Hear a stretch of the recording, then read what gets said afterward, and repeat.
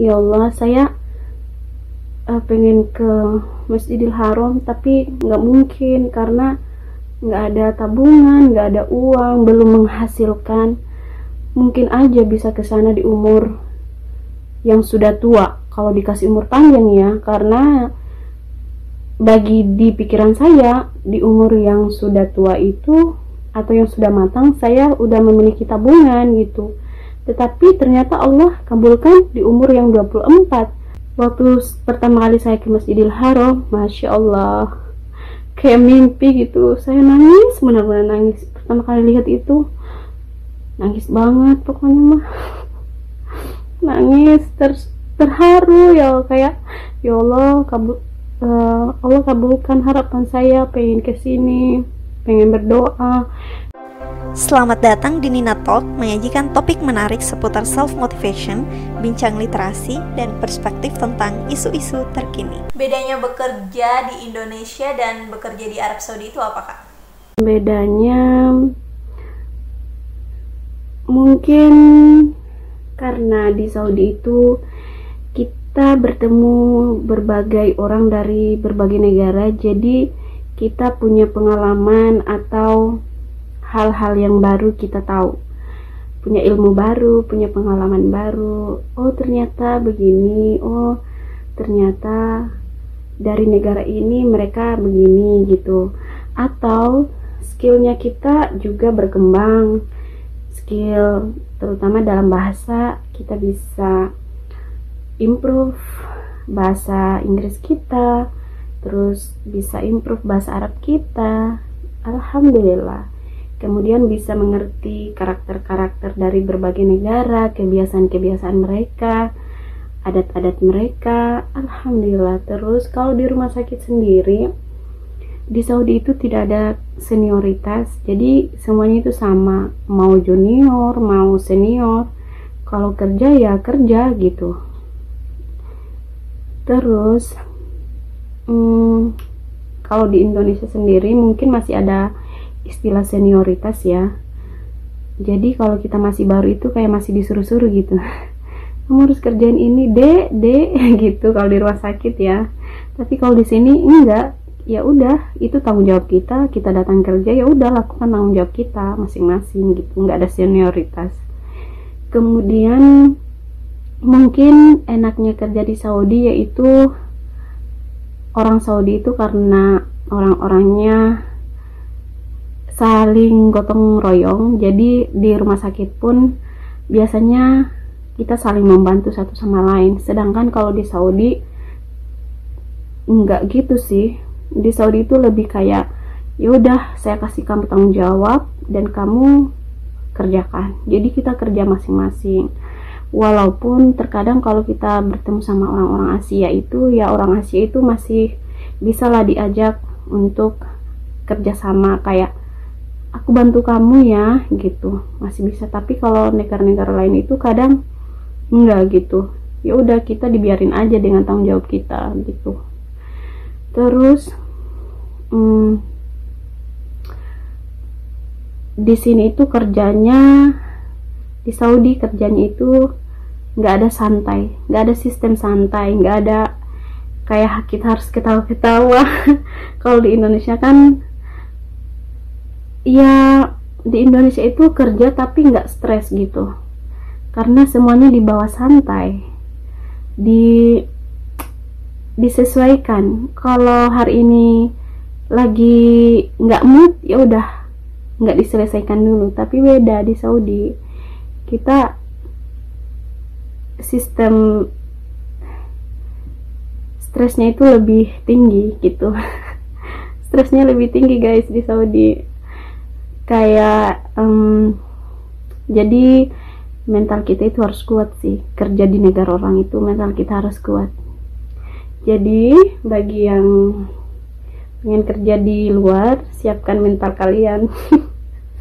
Jangan stres-stres loh Kak, nanti imunnya turun. Apalagi bekerja di rumah sakit gitu ya, sebagai seorang tenaga medis garda terdepan yang diandalkan untuk menangani COVID-19 ini. Oh iya Kak, selama di situ, selama tinggal di Arab Saudi itu udah pernah kemana aja Kak? Udah pernah traveling kemana aja? Alhamdulillah di kota Mekah, insya Allah hampir semua kota Mekah saya sudah pernah jelajahi. Kisah-kisah Rasulullah dulu selama menyebarkan Islam kemana aja, tapi ada satu gunung yaitu Jabal Nur, tempat Rasulullah SAW mendapatkan wahyu pertama, didatangi oleh seorang malaikat.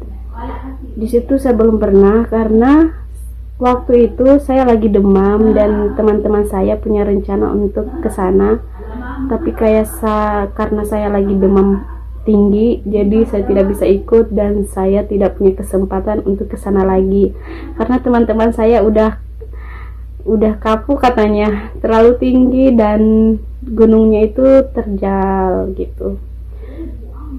Nah, sebelum saya pulang kemarin saya niat untuk ke Jabal Nur, tapi karena corona akhirnya nggak bisa.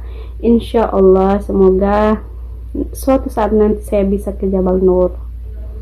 Kemudian untuk daerah Jeddah, sekarang saya berada di kota Jeddah dan mulai mengeksplor hal-hal yang ada di kota Jeddah. Kemudian ke kota Madinah, jalan-jalan ke kota Madinah, ke Masjid Nabawi. Kalau ke kota Madinah kita lebih ke kayak melakukan kunjungan religi gitu, kayak napak tilas sejarah aja, ke Masjid Nabawi, ke Masjid Kuba, tempat Rasulullah SAW pertama kali hijrah dan membuat masjid dan sholat di Masjid Kuba gitu. Kemudian ke Jabal Uhud, tempat terjadinya perang Badar. Kemudian di mana lagi ya? Ke kota Taif juga. Kota Taif itu adalah kota yang berada di bagian utara kota Mekah. Nah, dia itu berada di pegunungan. Tanahnya itu tanah subur, Masya Allah. Karena dikisahkan bahwa kota Taif itu tanahnya itu diambil dari tanah Syam atau tanah Palestina. Jadi tanahnya itu tanah subur. Dan di sana seru. Pokoknya alhamdulillah di Saudi sudah eksplor kemana aja, ke berbagai kota Jeddah, kota Mekah, kota Taif, kota Madinah. Baru 4 kota, masih banyak kota lainnya. Masya Allah, doain aku ya Kak Nur, semoga Samdi bisa mengunjungi tempat-tempat bersejarah Rasulullah Muhammad SAW. Kak Nur rencananya kapan balik ke Indonesia atau mau tinggal dan menetap di Arab Saudi Kak? Insya Allah tahun 2023 bulan 4, Insya Allah. Masih lama ya guys. Rencana mau tinggal di Saudi, nggak tahu sih. Kalau jodohnya orang sini, Insya Allah. Tapi kalau jodohnya di luar sini, mungkin balik lagi ke Indonesia. Tapi insya Allah mungkin akan balik kok, karena di Saudi cuma ya sementara aja, cuma cari pekerjaan. Kalau udah waktunya selesai ya pulang. Kemudian insya Allah Indonesia adalah tanah kelahiran, tanah tempat ternyaman untuk pulang kembali.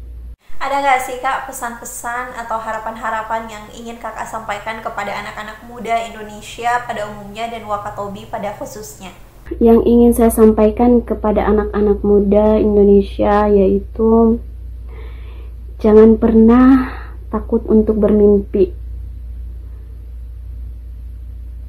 Menurut saya, bermimpilah selagi mimpi itu gratis. Bermimpilah yang tinggi, walau dalam pandanganmu mungkin itu sesuatu yang tidak mungkin, tapi kita tidak tahu. Bagi Allah itu mudah, segala sesuatunya itu mudah, tergantung apa yang kita impikan, apakah itu baik. Allah tahu yang terbaik. Walaupun suatu saat misalnya mimpinya kita itu tidak terwujud, tetap berprasangka baik sama Allah. Tapi tugas kita sebagai makhluk yaitu mempunyai tujuan, mempunyai visi hidup, dan tetap segala sesuatunya itu kita serahkan kepada Allah, bahwa Allah itu yang berhak mengabulkan segala apa yang menjadi cita-cita kita semua. Jadi pesan saya, jangan takut bermimpi itu, kemudian tetap libatkan Allah dalam segala hal, jadikan Allah sebagai tempat untuk kembali, gitu aja. Terus terkadang kita harus merantau atau keluar supaya kita melihat banyak hal, ilmu, pengalaman. Ternyata di dunia itu banyak banget pelajaran yang bisa kita ambil, baik buruk, dan kita bisa kembali mengingat bahwa ternyata tempat kembali itu hanya kepada Allah gitu. Hal apa sih Kak yang paling membekas dalam ingatan Kak Nur selama bekerja di Saudi Arabia yang membuat Kak Nur pada akhirnya bersyukur karena telah dikirim Tuhan untuk bekerja di sana? Jadi sebenarnya secara tidak sadar, ternyata saya itu sebelum ke Saudi Arabia 2018, 3 tahun sebelumnya atau 2 tahun sebelumnya, saya itu kalau di flashback ya, ternyata saya itu punya keinginan untuk kesini loh, ke Mekah khususnya, ke Masjidil Haram. Jadi 2 tahun sebelum itu kayak tiba-tiba ada rasa terpanggil aja gitu. Di tahun itu fase dimana saya mengalami kehidupan yang down, berat banget untuk saya, dan saya merasa bahwa tidak ada tempat saya untuk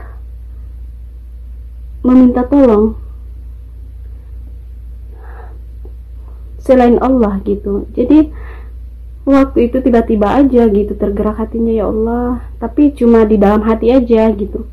Ya Allah, pengen sekali ke Mekah, ya Allah, pengen berdoa, pengen nangis-nangis pokoknya di sana gitu, ceritanya gitu. Tapi waktu itu kan saya masih jadi mahasiswa, jadi kayak pikirannya, masa sih, gak mungkin lah. Walaupun keinginan saya begitu kan, hidup aja masih minta gitu sama kakak gitu dulu gitu, gimana bisa saya ke sana. Tapi anehnya itu nggak datang sekali 2 kali loh, keinginan itu sering datang berulang, kayak kok pengen ke Masjidil Haram ya. Ternyata Masya Allah di tahun 2018 itu ada jalan ke Saudi gitu, dan awalnya itu saya juga nggak ngeh dengan keinginan itu. Saya belum tahu, nanti di akhir-akhir saya udah datang ke Saudi, saya sudah menjalani prosesnya, tiba-tiba keingat, oh ya Allah, dulu kan saya pernah gini, pernah ingin kesini, sekarang kejadian gitu. Jadi waktu pertama kali saya ke Masjidil Haram, Masya Allah, kayak mimpi gitu. Saya nangis, benar-benar nangis pertama kali lihat itu, nangis banget pokoknya mah. Nangis terharu ya, kayak ya Allah, Allah kabulkan harapan saya, pengen kesini, pengen berdoa. Jadi pada saat pertama kali memasuki Masjidil Haram itu pokoknya nangis, kayak ya Allah, ampuni dosa saya. Ingatnya itu nggak tahu ya, pokoknya kayak saat kesana itu nangis saja itu. Jadi itu hal yang tidak akan pernah saya lupa. Rasanya pertama kali ke Masjidil Haram itu rasanya benar-benar nggak bisa berkata apa-apa, cuma nangis aja, nangis pokoknya sejadi-jadinya. Itu yang membuat saya bersyukur, mimpi itu. Alhamdulillah, ternyata mungkin itu adalah panggilan. Padahal dulu saya bilang, ya Allah, saya pengen ke Masjidil Haram, tapi nggak mungkin karena nggak ada tabungan, nggak ada uang, belum menghasilkan. Mungkin aja bisa ke sana di umur yang sudah tua, kalau dikasih umur panjang ya, karena bagi di pikiran saya di umur yang sudah tua itu atau yang sudah matang, saya udah memiliki tabungan gitu. Tetapi ternyata Allah kabulkan di umur yang 24. Bahkan saya belum memiliki tabungan, belum matang secara finansial, ternyata Allah kabulkan. Makanya selalulah berprasangka baik kepada Allah, karena Allah itu sangat dekat, lebih dekat dari urat nadi kita. Jadi mimpikanlah hal-hal yang baik. Oke, teman-teman, jadi gitu, mimpikanlah hal-hal yang baik, tetap menjadi orang yang baik, berada di jalur yang baik. Insya Allah Allah itu akan menuntun kita menuju hal-hal yang baik itu, insya Allah. Baik, terakhir Kak, coba dong Kak ngomong pakai bahasa Arab, pengen denger langsung gitu dari Kak Nur yang sekarang sedang berada di Arab Saudi. Halo Nina, marhaba, kif halik habibti, kullu tamam, kullu kwais, alhamdulillah bikhair. Ana ismi Nur Anugrah, wallah ana ibgha ruh Indonesia, lakin lazim tayyara. لو في طيارة خلاص أنا ما أبغى، خلاص بطل، أحسن لازم فلوس زيادة، يعني عشان أنا أبغى أكل بقسو مي أيام، صوت أيام كيف يعني. هنا في ريستوران، في مطعم إندونيسي، لكن ما في زي إندونيسي، يعني different. It's not same like Indonesian food. There is restaurant in here, but you cannot find the same taste. Sah wala la. Mungkin gitu aja ya kali. Gitu Nina. Jujur Kak, saya cuma ngerti yang pas ada akhiran nama Kak Nur tadi. Oke Kak Nur, syukur jazakillah khair sudah mau meluangkan waktu untuk ngobrol-ngobrol bareng Nina Talks di tengah kesibukannya yang padat banget sebagai seorang perawat di Saudi Arabia. Masya Allah, ceritanya sangat-sangat menginspirasi kami anak-anak muda yang berada di Wakatobi, dan turut bangga juga atas segala keberhasilan yang telah Kak Nur capai hari ini. Tetap menjadi inspirasi untuk anak-anak muda lainnya Kak. Pokoknya stay safe and stay healthy terus selama di sana, dan kami tunggu Kakak kembali ke Wakatobi. Saya berterima kasih kepada Nina sudah mau diajak kolaborasi untuk share pengalaman, dan semoga dari pembicaraan ini ada hal-hal baik yang bisa diambil. Dan terima kasih, semoga YouTube channel Nina semakin maju, berkah, dan tetap menginspirasi anak-anak muda Indonesia. Ini anak-anak Wakatobi. Assalamualaikum.